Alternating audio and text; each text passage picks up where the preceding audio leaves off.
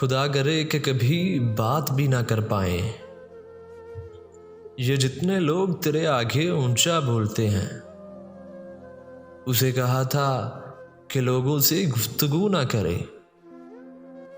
اب اس کے شہر کے سبھی لوگ میٹھا بولتے ہیں، کسی سے بولنا باقاعدہ نہیں سیکھا، بس ایک روز یوں ہی خود سے سوچا بولتے ہیں۔